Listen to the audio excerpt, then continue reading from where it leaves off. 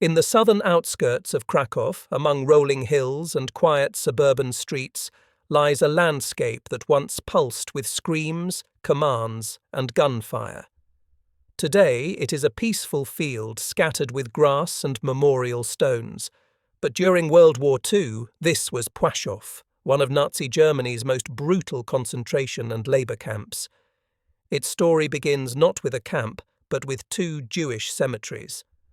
Before the war, the districts of Płaszów and Podgórze were home to a thriving Jewish community, whose burial grounds lay side by side on the outskirts of Kraków.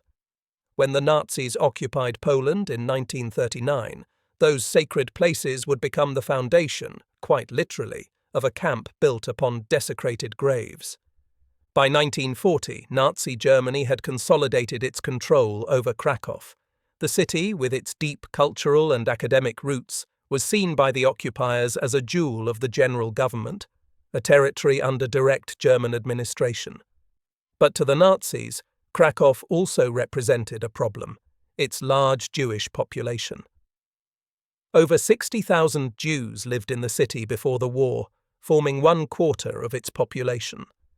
Under Nazi racial ideology, their very existence was a stain to be erased. The persecution began swiftly. Jews were forced to register, marked with armbands, and stripped of property. By March 1941, the Germans ordered the creation of the Kraków Ghetto, a walled district in Podgórze where some 15,000 Jews were crammed into an area meant for 3,000. The ghetto walls, capped with concrete shaped like tombstones, became a grim foreshadowing of what was to come. Inside the ghetto, life was marked by hunger, forced labour, and terror. But beyond its walls, the SS was already preparing the next phase, a site to concentrate slave labour, to exploit Jewish workers, and eventually to murder them en masse. In late 1942, construction began on a forced labour camp in Płaszów, using Jewish prisoners from Kraków and surrounding areas. The location was chosen deliberately. It was close to the city, near quarries and factories that could use cheap labour and conveniently isolated from the public eye. To make space for the camp, the SS levelled the two Jewish cemeteries, smashing tombstones and using them as road gravel. Bones were scattered in the soil. The land of the dead became a place for the dying. By the beginning of 1943, Kraków-Płaszów forced labour camp was operational under the command of SS Hauptsturmführer Amon Göth, a man whose name would later become synonymous with cruelty. At first, Płaszów was intended to house a few thousand prisoners, mostly Jews from the Kraków Ghetto and nearby towns, but its purpose quickly evolved. As deportations to death camps intensified, Płaszów became both a holding station and a killing ground. In March 1943, the Kraków Ghetto was liquidated. German troops and SS men, aided by Ukrainian auxiliaries, stormed the district. Streets ran with blood. Families were torn apart. The young and able were sent to Płaszów for forced labour. The old, sick and children were shot in the streets or deported to Auschwitz. In 2 days, the ghetto ceased to exist. What remained of Krakow's Jewish community now faced a new nightmare across the river, in Płaszów. Płaszów's early days were chaotic. Prisoners lived in hastily built wooden barracks, overcrowded and filthy. Disease spread rapidly.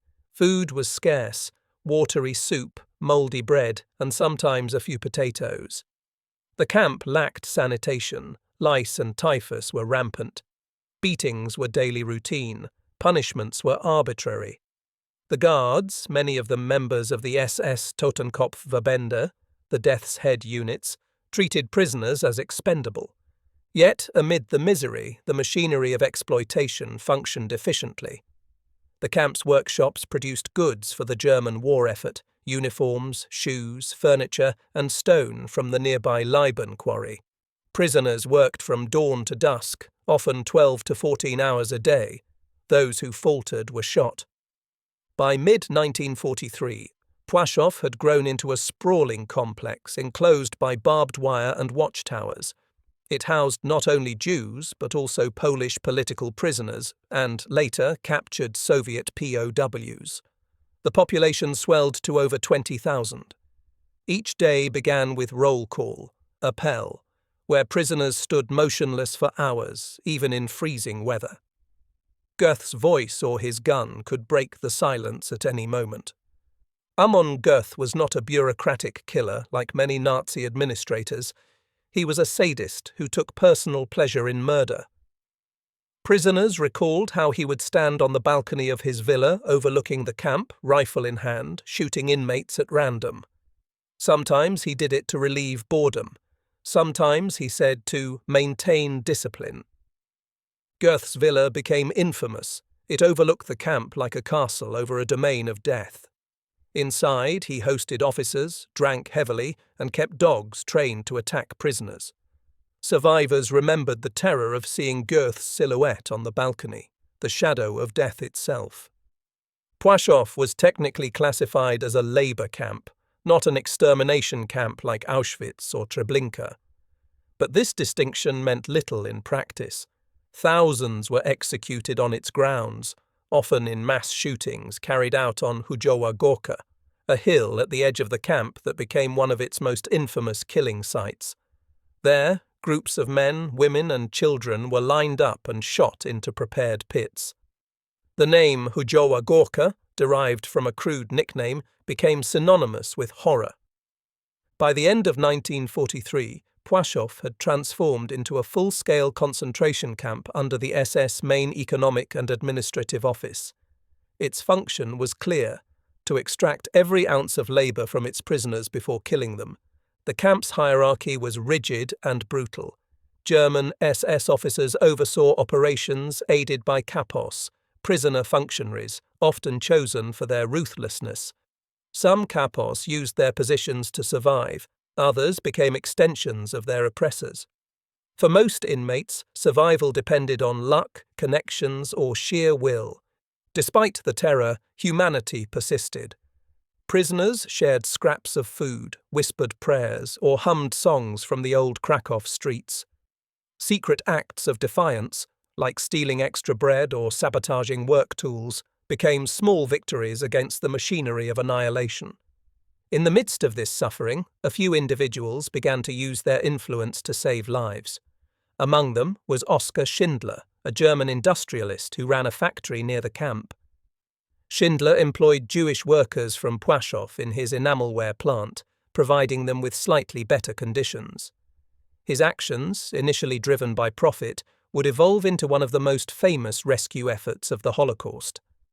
By early 1944, Płaszów had reached its peak population, over 25,000 prisoners. The camp had become a microcosm of the Nazi system, a blend of forced labor, arbitrary violence, and industrialized death. Every day, new transports arrived.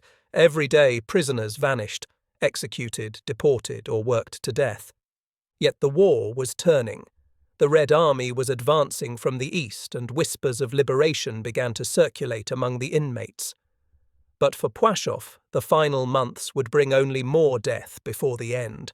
To understand the true horror of Płaszów, one must descend from the abstract, numbers, statistics, and names, into the daily rhythm of survival within its barbed wire walls.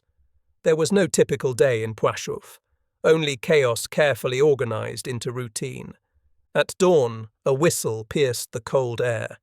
Prisoners were dragged from their bunks, thin wooden planks covered with straw, infested with lice and rats.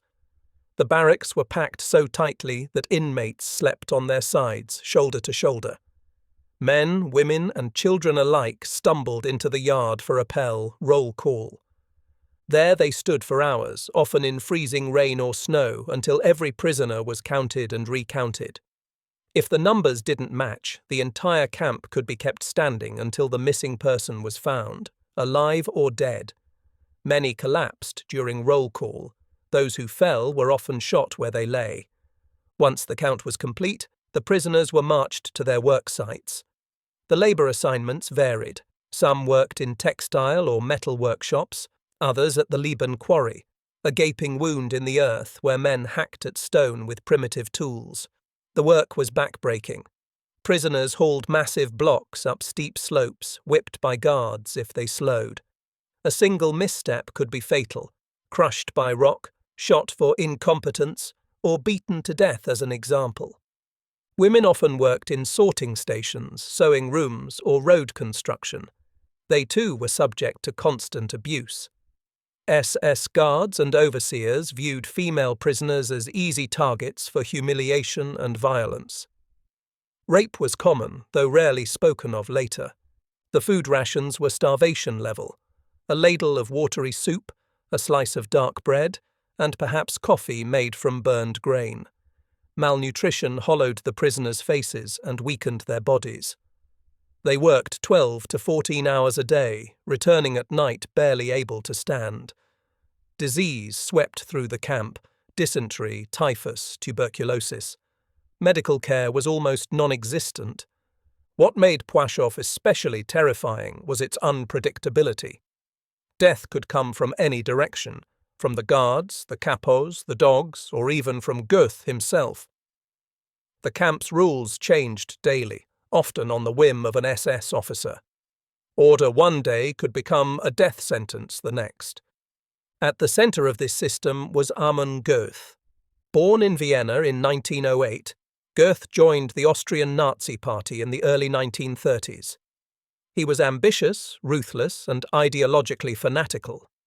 When Austria was annexed by Germany in 1938, Goeth became an officer in the SS, serving in various ghettos and camps before being assigned to Płaszów in early 1943. What distinguished Goeth from many Nazi officials was not just his brutality, but his personal enthusiasm for it. He didn't hide behind bureaucracy. He killed with his own hands. Survivors described him as tall, broad-shouldered, and imposing, often seen wearing a black leather coat, his pistol always at his side. His mood could shift in an instant from drunken laughter to murderous rage. He kept two large dogs, Rolf and Ralph, trained to tear prisoners apart on command. Goeth's reign of terror was both systematic and arbitrary. He could order the execution of dozens for a minor infraction, or shoot a prisoner for looking at him the wrong way. Witnesses recalled that he once executed an entire work detail because one man had failed to salute properly. From the balcony of his villa overlooking the camp, Goeth would stand with a rifle and shoot inmates as if it were sport. He shot people every day, one survivor recalled. He shot for pleasure. He shot for discipline. He shot because he could. The villa itself was a grotesque symbol of luxury built on suffering. Goeth lived lavishly, throwing parties with looted goods from Jewish homes, drinking imported liquor and entertaining visiting officers. His mistress, Ruth Irene Calder, later described him as both charming and monstrous, a man who could recite poetry one moment and commit murder the next. The prisoners, meanwhile, existed in a perpetual state of fear. Even within the hierarchy of the camp, survival depended on chance. Kapos, prisoners appointed as overseers, sometimes tried to protect others, but many became cruel themselves, mirroring their SS masters. To show compassion was to risk punishment. To disobey was to die. In this climate of terror, small acts of humanity carried immense weight. Prisoners shared their meagre food rations, hid sick companions during inspections, or whispered prayers from memory. Music was forbidden, yet some dared to hum Yiddish melodies or Polish folk songs at night, faint reminders of a world that had been taken from them. Executions were public and constant. At Hujowa Gorka, prisoners were led in groups to the edge of pits they had been forced to dig. They were ordered to strip, then shot in the back of the head. The bodies fell into the trenches and were later covered with lime. Some were still alive when buried. In 1944, as the Red Army advanced closer to Poland, Goeth received orders from Berlin to begin exhuming mass graves and burning the bodies, an attempt to erase evidence of war crimes. This gruesome task fell to a Sonderkommando of Jewish prisoners, forced to dig up and cremate the remains of tens of thousands. When the job was finished, most of those men were executed too. Amid this carnage, the story of Oskar Schindler unfolded nearby. Schindler, a Sudeten German businessman and member of the Nazi Party, had established an enamelware factory, Deutsche E-Mail-Warenfabrik, or DEF, on the outskirts of Kraków. His plant used Jewish labor from Płaszów. Initially motivated by profit, Schindler realized that the lives of his workers were in constant danger under Goeth's control. Using his charm, connections, and bribes, Schindler negotiated to protect his workers from random executions and deportations. He arranged better rations, safer working conditions, and even medical care, luxuries compared to the rest of the camp. As time went on, his motives shifted from greed to compassion. He began using his factory as a refuge, shielding as many Jews as he could. Goeth tolerated Schindler's interventions, partly because Schindler supplied the SS with luxury goods and black market items. But the relationship was fraught. Goeth's unpredictability meant that any favor could turn to fury. Yet somehow Schindler managed to keep over 1,000 men and women alive. For the vast majority of prisoners, however, there was no Schindler, only the endless grind of labor and fear. Families were separated, children rarely survived. Those deemed unfit to work were selected for execution or deportation to Auschwitz. Despite the omnipresent threat, the camp also became a site of quiet resistance. The Polish underground maintained limited contact with prisoners, smuggling in messages and occasionally medicine. Inside, some inmates risked their lives to document names, events, and crimes, hoping the world would one day know what happened here. One such chronicler was Mieczysław Pemper, Goeth's personal stenographer. A brilliant and resourceful Jewish prisoner, Pemper used his position to access SS documents. He secretly passed information to Schindler and others, helping compile lists of prisoners to be saved. It was Pemper who warned Schindler in 1944 that the Nazis planned to liquidate Płaszów and send its remaining prisoners to Auschwitz. This information prompted Schindler's desperate plan to transfer his factory and workers to Czechoslovakia, the plan that would become immortalized as Schindler's List. But for those who remained, Płaszów was a place where time lost meaning. The seasons changed, but the suffering did not. The hills echoed with gunfire, the air reeked of burning bodies, and hope became a distant dream. By the summer of 1944, the tide of war was unmistakably turning against Germany. Soviet forces were advancing across Eastern Europe, liberating camp after camp. The SS began preparing for evacuation, a euphemism that meant death for many. In August 1944, Himmler ordered the closure of Płaszów as a concentration camp. Some prisoners were transferred to other camps, Auschwitz, Gross-Rosen, Stutthof. Others were executed on site to prevent their liberation. The liquidation of Płaszów was carried out with the same cold efficiency as its operation. As the transports rolled out, the camp grew eerily quiet. Goeth, sensing the end of his reign, retreated to his villa, taking with him valuables looted from the prisoners. His power, once absolute, was slipping away. In September 1944, he was arrested by the SS itself, not for murder, but for corruption and theft of Jewish property. Ironically, the same regime that had sanctioned his killings accused him of misappropriating loot. Goeth was sent to Germany to await trial, but the war ended before it could take place. He was captured by American forces in 1945, handed over to Poland, and tried by the Supreme National Tribunal in Kraków. In 1946, he was convicted of war crimes and crimes against humanity. When asked if he had anything to say in his defense, Goeth simply replied, "Heil Hitler." He was hanged on September 13, 1946, at the site of Krakow's Montelupich prison. Witnesses said his execution was slow, a fitting, if belated, measure of justice. But justice could never truly balance the scale of suffering that had unfolded under his command. By the time the war ended, it is estimated that between 8,000 and 10,000 people were murdered at Płaszów through execution, starvation, disease, or overwork.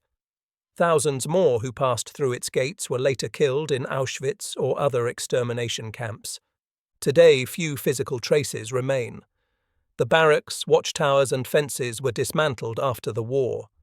The land slowly returned to silence. Yet beneath the grass and stones lie the ashes of thousands, their names known only to God and history. Płaszów was never as large or mechanized as Auschwitz. It lacked gas chambers or vast crematoria. But in its raw, intimate brutality, it represented the essence of Nazi cruelty. A world where the powerful killed the powerless not out of necessity, but out of ideology and pleasure. And yet, from within that darkness emerged acts of courage and humanity that continue to resonate. The story of Płaszów is not just about horror. It is about endurance. It is about the thin line between good and evil, and the choices that defined both. By mid-1944, the world outside Płaszów was shifting. The German Reich that once seemed invincible was crumbling under the weight of the Allied advance. In the east, the Red Army had crossed into Poland. Cities that had long lived under Nazi terror were being liberated one by one. To the prisoners of Płaszów, these rumours were like whispers from another world, fragile threads of hope carried through the barbed wire. But in the logic of the Nazi regime, liberation meant only one thing: extermination of evidence. The SS had no intention of allowing witnesses to live or for their crimes to be exposed. In July 1944, Heinrich Himmler ordered that all concentration camps in the path of the Soviet advance be liquidated. Prisoners who could work were to be transported west to camps deeper within the Reich.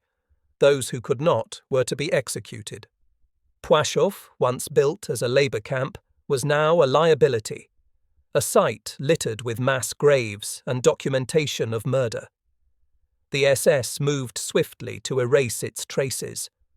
Orders were given to dismantle the camp, destroy records, and burn bodies buried in the execution fields. The task fell to Jewish prisoners from the Sonderkommando, men already condemned to die once their work was complete. They exhumed thousands of decomposing corpses, stacked them like cordwood, and burned them on open pyres. The smell of burning flesh hung heavy over the camp, blending with the smoke and the stench of death. For the prisoners, the final months of Płaszów were marked by exhaustion and terror. They could sense the end coming. But whether it would bring freedom or death, no one knew. In the midst of this chaos, Oskar Schindler made his most audacious move. Having learned through his contacts, including Mieczysław Pempa, that Płaszów was to be closed and its prisoners sent to Auschwitz, he began negotiating for permission to relocate his factory and workforce. His new factory, a munitions plant in Brněnec, Czechoslovakia, would be safer from the front lines. But for Schindler, it was not business. It was a rescue mission. He bribed SS officials, including Göth's superiors, to authorize the transfer. It was a logistical feat that bordered on the impossible. Bureaucratic red tape, shortages of transport, and the chaos of war made every step dangerous. Yet Schindler persisted, compiling a list of workers, 1,200 names in total, men, women, and children who would be saved from Auschwitz. These names became immortal as Schindler's List. In October 1944, the transports began. Trains filled with Schindler's workers left Płaszów under SS supervision. The men's transport arrived safely at Brněnec. The women's transport, however, was mistakenly rerouted to Auschwitz-Birkenau. For several terrifying weeks, Schindler's female workers, including children, were trapped inside the gas chamber complex of Auschwitz. Some were stripped, shaved, and forced through the disinfection process, believing death was imminent. It was only through Schindler's relentless efforts, bribing officials, sending telegrams, and personally travelling to Auschwitz, that they were released and brought to his factory. For the women, their arrival at Brněnec felt like resurrection. For the rest of Płaszow's prisoners, the end would not be so merciful. In August and September of 1944, transports departed daily from the camp. Some went to Gross-Rosen, others to Auschwitz, Stutthof or Mauthausen. Many of those deported never returned. For those too weak to travel, execution awaited at Hujowa Gorka. By the time the last SS guards abandoned the site in early 1945, Płaszów was a wasteland of ashes, scattered bones and silence. When Soviet troops entered Kraków on January 19, 1945, they found the camp deserted, its barracks stripped, its fences torn down. Only traces remained: scorched ground, broken gravestones, and fragments of human remains. The liberation of Kraków brought an end to German occupation, but not to the trauma left behind. The survivors of Płaszów emerged into a shattered world. Many had lost their families, their homes, and any sense of belonging. Some tried to rebuild their lives in Poland, while others emigrated to Israel, the United States, or elsewhere. For years they carried with them the memories of what they had seen, memories often too painful to speak aloud. Amon Göth, the architect of their suffering, would never again see his empire of death. After his arrest by the SS in 1944 for corruption, he was imprisoned in Germany and later captured by American forces. His trial in Kraków in 1946 revealed the full extent of his crimes. Witness after witness described his sadism, the shootings from his balcony, the beatings, the dogs, the hangings. The court listened as survivors recounted the murders of their families. There was no defense that could excuse him. Göth's execution in September 1946 marked one of the earliest major war crimes convictions in post-war Poland. His hanging was public, meant to symbolize justice. Yet, as one survivor later said, there can be no justice for what happened there. Only memory. The Płaszów site itself was left largely untouched in the immediate post-war years. Locals scavenged wood and metal from the camp's remains, and nature slowly reclaimed the land. For decades, the area stood as an unmarked field, its history buried beneath weeds and indifference. Only in the 1960s and 70s did efforts begin to commemorate the victims. In 1964, a large memorial monument was erected on the site, a towering concrete structure known as the Memorial of Torn Bodies. Designed by Witold Czenskiewicz, it resembles figures writhing in agony, frozen in stone. The inscription reads, "To the memory of the martyrs murdered by the Nazi genocide in the years 1943 to 1945. Yet even today, Płaszów remains less known than Auschwitz or Treblinka. Its proximity to Kraków, a city bustling with tourists, makes its quiet absence even more haunting. Few realize that beneath the peaceful walking paths and grassy hills lie the ashes of over 10,000 victims. In the 1990s, the world's attention briefly returned to Płaszów through Steven Spielberg's Schindler's List. Filmed partly on location in Kraków, the movie recreated the camp and the liquidation of the Kraków Ghetto with harrowing realism. For many, it was their first encounter with the name Płaszów. But the film's depiction, while powerful, only scratched the surface of the real horror. The true Płaszów was not a movie set. It was a place where the line between life and death was drawn by whim, where survival depended on the flick of a hand or the direction of a gun barrel. Today, historians continue to study the camp's records, testimonies, and geography. Much of what we know comes from survivor accounts, voices that resisted oblivion. Their memories offer not only facts, but moral insight into the depths of human cruelty and the resilience of the human spirit. One survivor, Helen Jonas Rosenzweig, who worked as a maid in Goeth's villa, later recalled, "I had to witness murders every day. From his balcony he would shoot people for no reason. I washed his shirts that were splattered with blood. I lived in terror, but I lived." Another, Mieczysław Pempa, spent his post-war life ensuring the truth of Płaszów would never fade. He testified at Goeth's trial and later wrote of the impossible contradictions he had witnessed. Moments of compassion amid madness, courage in the face of certain death. Survival was an act of defiance, he said. To stay alive was to deny them their victory.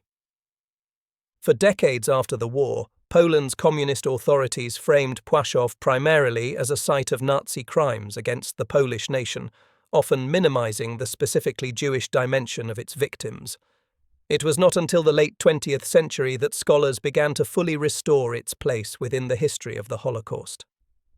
Recent archaeological work has revealed traces of the original camp structures, the outlines of barracks, fragments of personal items, and remnants of the cemetery walls that once surrounded the area. Each discovery deepens our understanding of what happened there, transforming an empty field into a sacred archive of memory.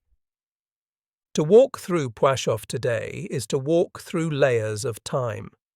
The wind rustles through grass that grows on unmarked graves.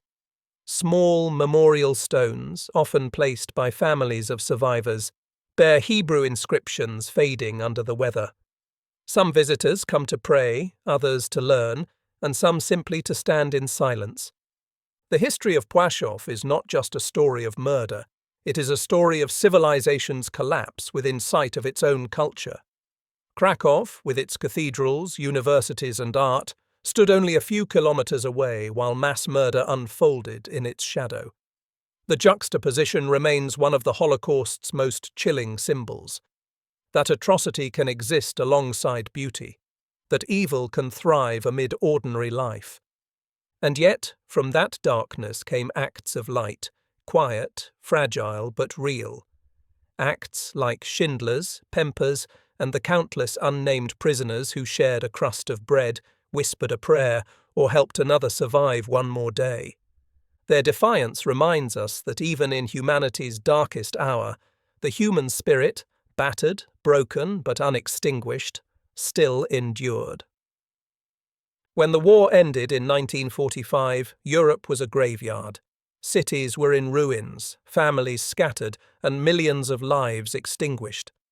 The machinery of the Holocaust, the ghettos, the deportations, the camps, had left behind a scar that would never heal.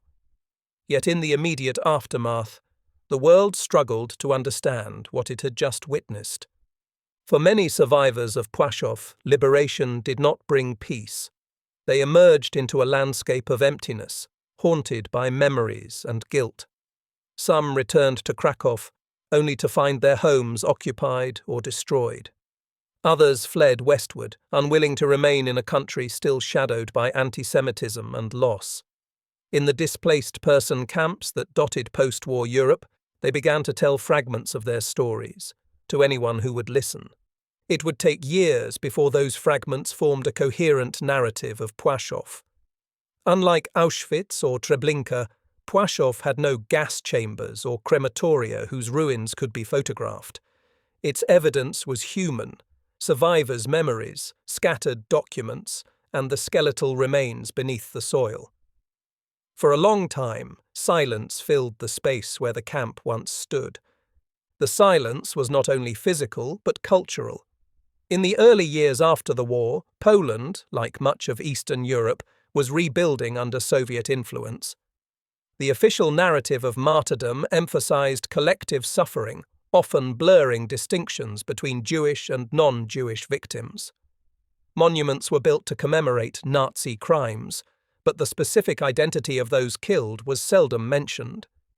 For Jewish survivors, this was another form of erasure. The graves of their families became anonymous. The names of the murdered were reduced to numbers. Yet they persisted in remembrance. In the 1950s and 60s, small groups began visiting the site on anniversaries of the Kraków Ghetto liquidation, reciting Kaddish and leaving stones in the Jewish tradition of mourning. Gradually, the world began to remember. The 1961 trial of Adolf Eichmann in Jerusalem brought the Holocaust into public consciousness in a new way. Survivors from across Europe testified about ghettos, transports and camps, including Płaszów. Their words reached millions through radio and television. Suddenly, the private horrors of memory became public history. In Kraków, local historians and Jewish organizations began documenting the story of Płaszów in greater detail. They gathered testimonies, mapped the camp's layout, and identified the remains of cemeteries that had been desecrated during construction. Through their work, the invisible camp began to take shape again, not as a set of ruins, but as a moral landscape. One of the most significant voices to emerge from this effort was Roman Polanski, the famed film director who, as a child, escaped the Kraków Ghetto. Though he was never imprisoned in Płaszów, he grew up within sight of its fences. In later years, Polanski described how the sound of gunfire from the camp echoed across the city. His memories would inform not only his films, but also the global understanding of Krakow's wartime tragedy. Yet it was Steven Spielberg's 1993 film Schindler's List that truly engraved Płaszów into world memory. Shot largely in Kraków, the film's black-and-white imagery recreated the liquidation of the ghetto and the brutality of Amon Göth with chilling authenticity. Spielberg's attention to detail, the uniforms, the barracks, the shouts of guards, awakened global audiences to a place that had long existed in the shadows of history. For many viewers, the movie was their first encounter with the word Płaszów. For survivors, it was a vindication, proof that their suffering would not be forgotten. However, cinematic memory carries both power and peril. The film's portrayal, while based on true events, condensed and dramatized reality for emotional impact. The real Płaszów was more chaotic, more squalid, more relentlessly dehumanizing than any film could convey. Yet Schindler's List succeeded in what history books alone could not. It gave Płaszów a human face, linking it forever to Schindler's defiance and Goeth's monstrousness. In the decades since the film's release, interest in the site has grown. Visitors come from around the world to walk the hills and paths where the camp once stood. Some come as tourists, others as pilgrims. What they find is not a museum or a reconstructed camp, but an open landscape dotted with modest memorials.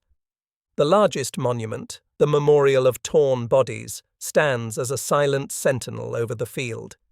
Its rough surfaces and hollow forms evoke both the physical agony of the victims and the moral rupture of civilization itself. Around it, smaller plaques mark specific sites: the Jewish cemeteries destroyed by the Nazis, the execution pits of Hujowa Gorka, and the villa where Amon Göth lived. There is no entry fee, no ticket booth, no commercial souvenir shop. The silence itself is the memorial. The only sounds are the wind, the birds, and the faint hum of modern Kraków beyond the trees. Archaeologists and historians continue to study the site carefully. Because the camp was built over sacred ground, excavation is limited. Researchers rely on non-invasive methods such as ground-penetrating radar to identify graves and structures. Each discovery, a shoe sole, a spoon, a fragment of a prayer book, adds to the mosaic of remembrance. The challenge of Płaszów today is not only to preserve the site, but to preserve its meaning. In a world where survivors are passing away and where denial and distortion persist, memory must become active, not passive. Educational programs in Kraków now bring students to Płaszów as part of Holocaust awareness initiatives. They learn not just the statistics of genocide, but the personal stories behind them. The children who hid in barracks, the women who risked their lives to save others, the moral choices faced by ordinary people. Teachers emphasize that history is not inevitable, that it is shaped by human decisions, by conscience, or by its absence. And that is perhaps the deepest lesson of Płaszów. It was not an isolated aberration, but a culmination, the logical end of hatred, bureaucracy, and indifference. Ordinary men became killers, neighbors became oppressors. The camp's existence reminds us how easily civilization can collapse when ideology strips people of empathy. To study Płaszów is therefore not merely to mourn the past, but to confront the present. In every generation, the temptation to divide humanity into us and them reappears in new forms. The vocabulary changes, but the pattern remains. The memorial stones of Płaszów whisper a warning that evil begins not with gas chambers, but with words, with contempt, with the quiet acceptance of cruelty. For those who visit the site today, it can be difficult to imagine the scale of what occurred there. Children ride bicycles along the paths where prisoners once marched to work. Families walk dogs over hills that hide mass graves. The contrast is jarring but also profound. It shows that life continues, that the world the Nazis tried to destroy endures in the laughter of children and the freedom of movement. Still, for those who know, every stone seems to speak. The terrain itself is sacred, a testament to suffering and survival. Many survivors have expressed mixed feelings about visiting the site again. Some cannot bear to return, others feel compelled to. When Rena Finder, one of Schindler's List survivors, visited in her old age, she said, "This place is where I lost my childhood, my friends, my faith in humanity, but not my will to live. We must tell the story so no one can ever say they didn't know." Her words echo the essence of remembrance, to bear witness not for revenge, but for prevention.